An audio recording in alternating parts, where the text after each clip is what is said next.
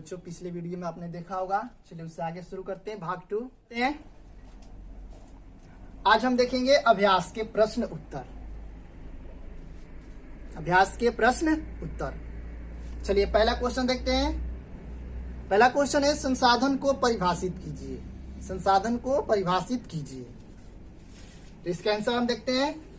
पर्यावरण में पाई जाने वाली ऐसी वस्तुएं, पदार्थ, जीव जो मानवीय आवश्यकताओं को पूरा करे उसे हम संसाधन कहते हैं।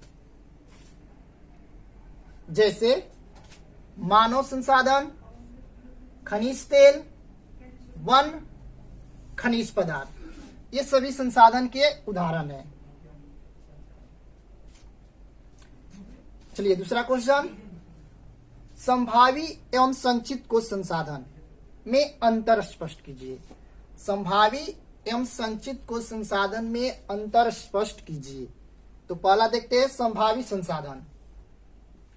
संभावी संसाधन का मतलब होता है ऐसा संसाधन जो किसी विशेष क्षेत्र में मौजूद होते हैं लेकिन वर्तमान समय में उपयोग ना हो, भविष्य में उपयोग होने की संभावनाएं हो, उसे हम संभाविक संसाधन कहते हैं।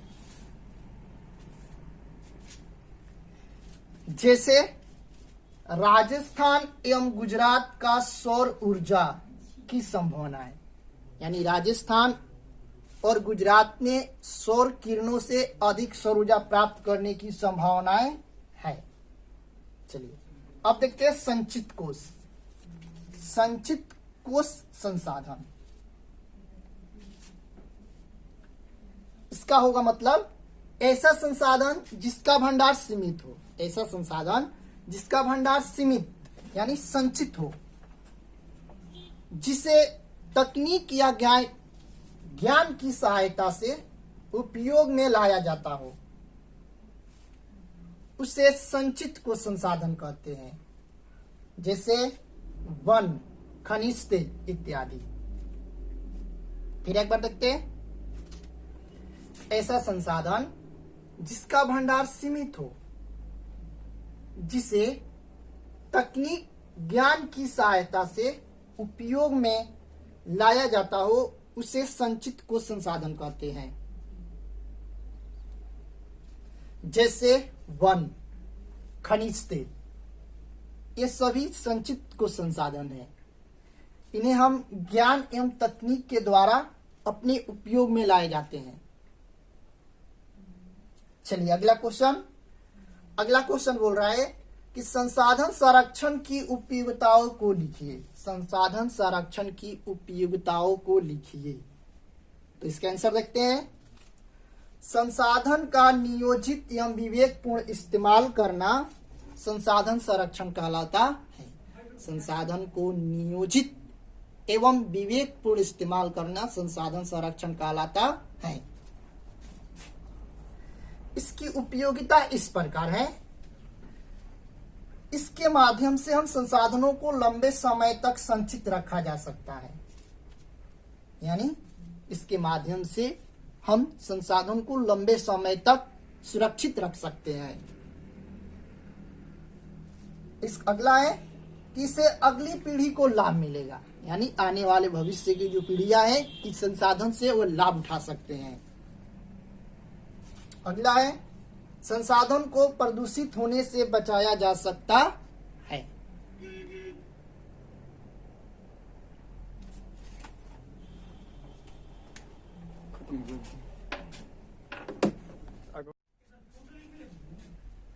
तो देखिए चौथा क्वेश्चन देखते हैं आप। चौथा क्वेश्चन बोल रहा है कि संसाधन निर्माण में तकनीक की क्या भूमिका है, स्पष्ट कीजिए। संसाधन निर्माण में तकनीक की क्या भूमिका है, स्पष्ट कीजिए। तो चलते हैं इसका आंसर। संसाधन निर्माण में तकनीक की महत्वपूर्ण भूमिका है।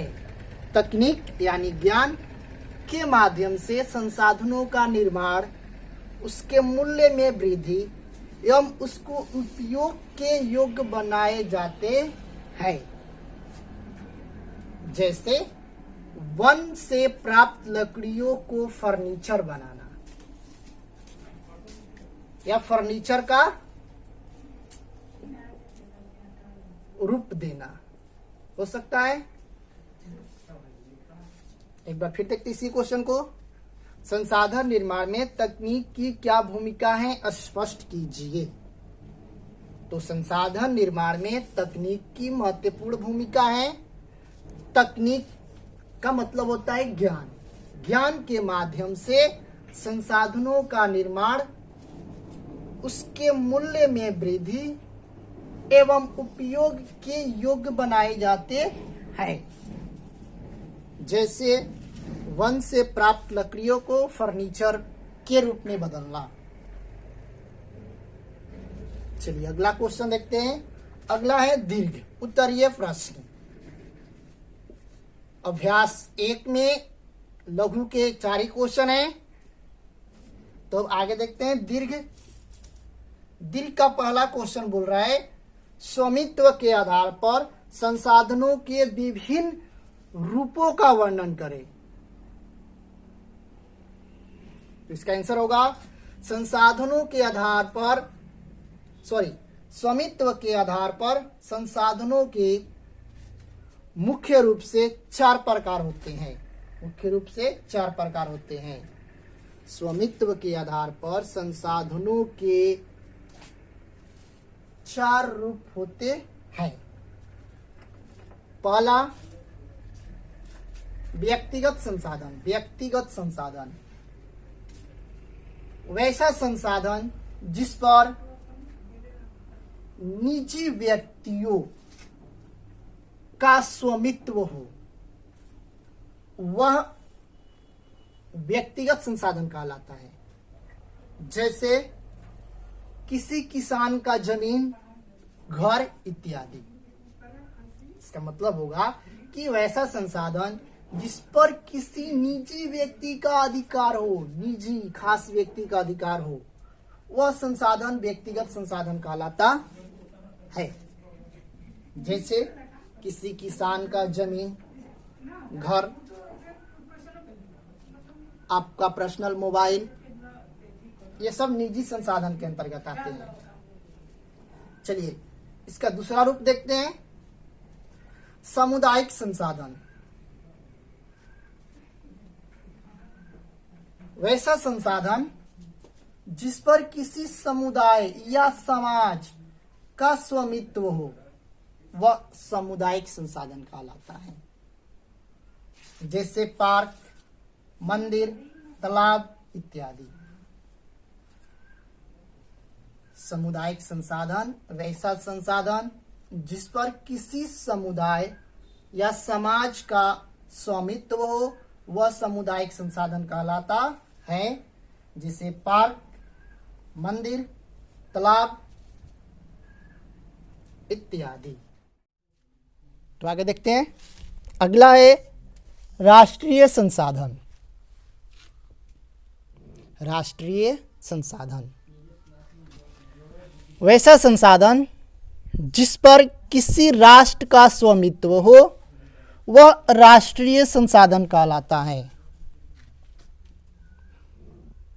उदाहरण सरकारी जमीन, सड़क, रेल, नहर, ये सभी राष्ट्रीय संसाधन कहलाएंगे। चलो आगे देखते हैं। अगला है अंतर्राष्ट्रीय संसाधन। अंतर्राष्ट्रीय संसाधन वैसा संसाधन जिस पर स्वामित्व अंतर्राष्ट्रीय संस्थाओं का हो, वह अंतर्राष्ट्रीय संसाधन कहलाता है। इसका उदाहरण होगा किसी भी देश की तटरेखा से 200 किलोमीटर तक समुद्री क्षेत्र पर ही उस देश का नियंत्रण होता है। उसके आगे के समुद्री क्षेत्र अंतर्राष्ट्रीय संसाधन की श्रेणी में आते हैं। तो आज के लिए इतना ही।